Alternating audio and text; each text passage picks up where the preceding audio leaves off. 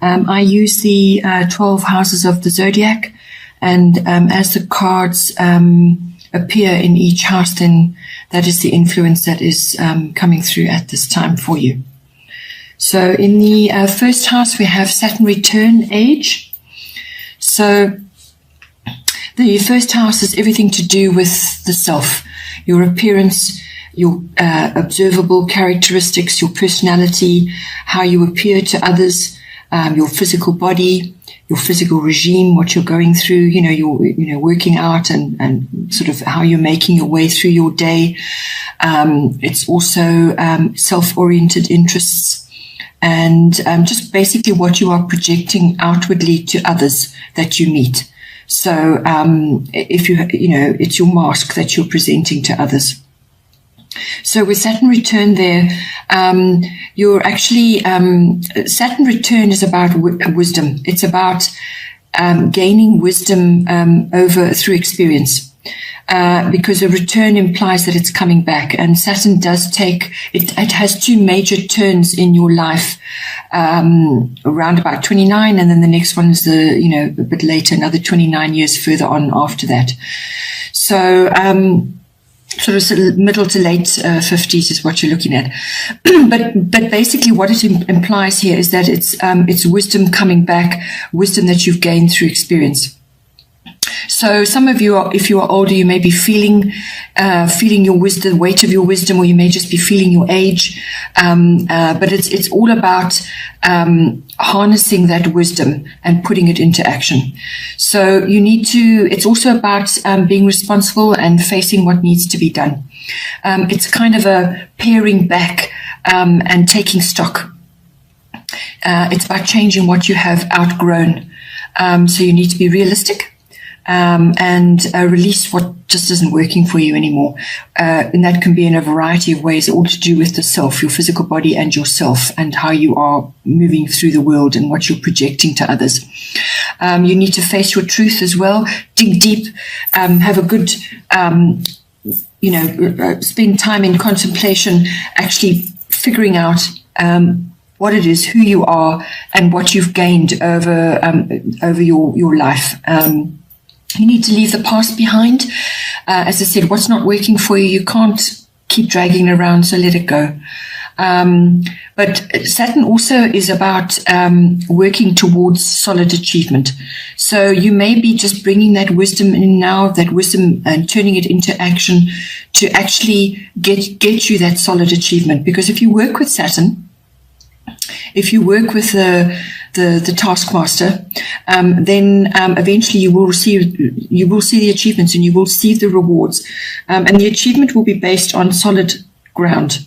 You don't want to be aiming for something that just isn't right to begin with. It's all about putting systems in place, being methodical, and having a good and strong foundation. You need to look after yourself, your health as well, because Saturn rules all the ligaments of the body, the bones, your skeletal structure, and your teeth.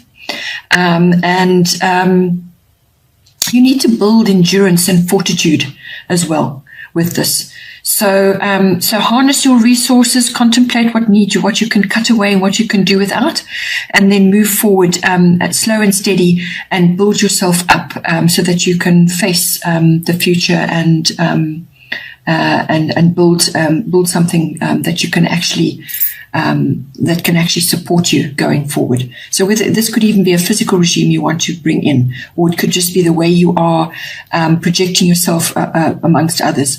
You may be coming across as quite serious at the moment amongst the people that you meet. And this is the Saturnian influence coming in, because it is serious. It is about contemplation and cutting away what doesn't serve you anymore. Then we have in the second house, we have Mercury retrograde, which is reinvention. So during a Mercury retrograde phase, anything with a re in front of it applies. So this can be a revisit, a revision, rearrange, reduce, or redo. It's anything like that. So it's basically going over something again to pick up areas that perhaps would never have worked or won't work, picking up mistakes, picking up errors, checking details again, because ultimately if you do that, you will eventually get a much better product or a much better result. So now, this is your second house, which is all to do with your money and your income. It's to do with what you own, what you possess, your possessions, and it's also your self-worth and your values, your value systems. It's property as well, real estate, land, that sort of thing. So this is with this card appearing in this house, it's best to postpone making purchases and big decisions about your money coming in.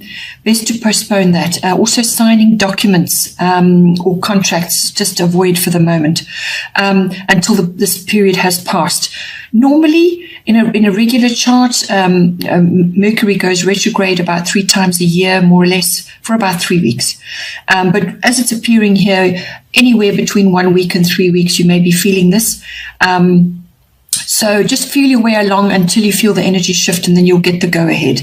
But just at the moment, rather just stay as you are, but also go over your plans. Again, there may be delays as well. It's about double checking facts, checking your emails, all forms of communication, because things can go awry. There can be misunderstandings. Emails just don't get sent, or they don't get received, or what you say gets misunderstood. It's a good time to review plans, because it will be better afterwards, but you need to go through that sifting and sorting and clearing out and making it better, and picking up errors as well, mistakes. Don't get off track though. You've got to plod along and you've got to tackle it. This is also, if you're using electronics and computers and also your vehicles to do with the second house activities, then you may experience some sort of repair, or the electronics and the computers just don't work, or you may also need to back up documents as well, because sometimes things just go on the blink, and then you lose documents, or things just don't get sent, or they don't get stored, and so on. So it's all about that. If you're writing or involved in writing things, or you're making plans and budgets and so on for your money, you may be required to do some kind of recount or rewrite with that. This also comes in later on for your 8th house, which again is bringing up the fact that you're not to take action, or don't take action just at the moment with your big finances. So this is the two work together. This is your personal income and money, and this the 8th house is all about big money, your bigger investments and things like that. So the two are indicating that it's just time to wait and to go over your plans, review before you move forward with anything major. Then in the 3rd house, we have Pisces, I believe. So your 3rd house is everything to do with your communication, whether this is written or verbal or your body language. It also governs documents and contracts. So now with Pisces, I believe there's dual meanings to this, because Pisces is dual. But the most uplifting aspects of Pisces are, it's all about service, about sensitivity and compassion. So what you say is going to matter. Your words are going to matter. And this could affect your siblings and your aunts, uncles, cousins. Those are the kind of family members that fall under the 3rd house. It could also be the wider public. So it's also about having a bit of faith, and sort of avoiding pessimism and also cynicism, because that can be the flop side of the positive aspects of Pisces. So it could also be that you may need to be putting boundaries in with others, with regards to how you communicate, or just how you communicate with others. You don't want to be sort of manipulated by others. Keep your speech positive. This card also brings in the arts as well. So whether this is creative writing or artistic endeavors, anything like that. So, but it's your communication and it's your expression. So therefore, if you're expressing yourself with art or with written works and so on, you have the ability to now access much higher levels of consciousness with Pisces in there. It's imaginative, it's creative, there's fantasy there. There's also, reaching higher levels. There's also access to psychic abilities. So that's like clear sentience, clear audience, all of those. But it's really about your communication, your interactions with others, what you say and what you hear as well. So you'll have greater access to spirituality and creativity. This house also rules short trips. This is local trips. So trips to water, any body of water, will be very beneficial for you at this time. Then in the fourth house, we have Grand Cross Provoker. So this is a card which is going to bring, what's indicating that you're going to be experiencing in your home life. This is your home, your actual home, your home life. And it's also to do with your ethnic identity, your roots and your foundation. You're going to be experiencing a bit of tension at this time. So it's like frustration and feeling restricted in some way, shape or form. So it could be to do with your actual physical home. Perhaps you're requiring to make a move now, or you want to make a move and you just can't at the moment, or things are difficult, or there are obstacles coming up for you. So the main thing with this is to persevere, not to give up. Just keep going through those difficulties. Just handle them one step at a time. Work your way through each one. You may just feel a bit of exasperation sometimes, like you no sooner get through one than another thing appears. It's also, you may just feel a bit like you're being pulled in different directions as well. So it's sort of four angles multiplied, and they're all sort of putting you under a bit of pressure. It's pressure to grow, which is a catalyst for movement and change. So you may actually be wanting to make a change or be in the process of making a change, and you've just got a lot to deal with. You could be suffering from a bit of overwhelm. But stick with the process and see it through to victory. Focus on your priorities and get organized and realistic. Also, your communication is going to be important as well. Then in the fifth house, you have Jupiter, which is abundance. So your fifth house is to do with your children, if you have children or you're working or you're exposed to children. It's also your creativity, your creative abilities. And that can take many forms. It's not necessarily artistic. Artistic and creative are different things. Creativity, you can be a creative thinker, a creative writer, or you could be a creative in the way you arrange your home, or creative in the way you create your children's parties, or your finances even. You can be creative in many, many ways. You can be a creative speaker. So creativity is a huge aspect of ourselves, and we can all access it. It just may not look like somebody else's creativity. It's going to be unique to you. So the fifth house covers children, creativity. It also covers love affairs, and it covers recreational activities of all kinds. So having fun, going, all kinds of whether it's outdoor, indoor activities, games. It's also sports, that kind of thing. So with Jupiter abundance coming in, this is a lovely card to be having in this house because it brings rewards and benefits. It's also luck, abundance and prosperity within those aspects of the fifth house. So you could be seeing this in your children, or you could be experiencing it yourself, and then you are able to pass on those good feelings and happiness onto your children through generosity and joy and happiness and things like that. So you could be just really enjoying a very loving and abundant relationship with your children, or with your love affair. Not necessarily money. Abundance can be many things. Can be just feeling happy, feeling content, or just feeling grateful for all that you have, and grateful for your interactions with your children. There's all of those coming in.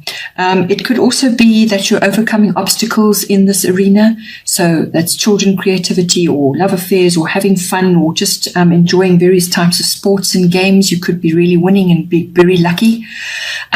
You could be really having success and reward for effort when it comes to your creative projects. So you could also be receiving divine help in those areas. It's important to stay positive and keep your hand on the wheel, though. So accept the abundance, be grateful, and spread it around as well.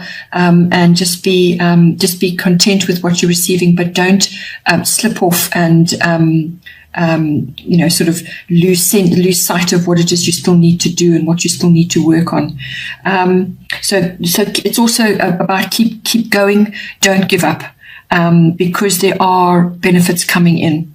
It's also about restoring faith as well. It's about enjoying freedom as well. So there could be freedom from routine. Maybe you're enjoying nice, fun activities, or you enjoying gaming and sort of sports and really, getting out and about and actually feeling rewarded or finding the activities rewarding. It's also about you may, if it's to do with a love affair, you may come into contact with a Jupiter type person. So this could be somebody who's quite social, they're generous, they're outgoing, they enjoy freedom and they enjoy fun. So it's that kind of thing. They could also be have religious interests and deeper philosophical interests. They could also be studying because Jupiter rules all of those. It could be somebody who enjoys teaching. There's various ways that this can come in. But or you could just be enjoying an abundant relationship with this person, which is generous and loving and social. Then in the 6th house, we have another very supportive card. This is part of fortune. This is about increase. So it is exactly what it says there. But the deeper aspect of this card is that it's about your particular talents and abilities, which perhaps have been unacknowledged or just haven't been present in you. And this, if you're into past lives, it could be stuff you're bringing in from a past life. Suddenly those talents and abilities are being activated, or it could just be something that you've sort of known about, but you've never really focused on, or you've never had the need to focus on it. Or it could just be something that rises up out of the blue. So it's coming to the surface, really. That's what it is. So now this is coming up in your 6th house, which is everything to do with work, your work projects, mastery of your craft. It's also about your workplace, your work colleagues, and it's also about your health and diet and pets. So you could be getting more pets, but also with your health and diet, you can expect to be having good health at this time and finding balance. It's about finding balance and moving forward to reach your goals. Obstacles are being removed, things like that. So if it's to do with your work side, it's a very beneficial influence to be having. So you can expect to be having increase. Perhaps it's an increase of work, but there's also sort of a destiny or fate aspect of this as well. So you could be in the right place at the right time to pick up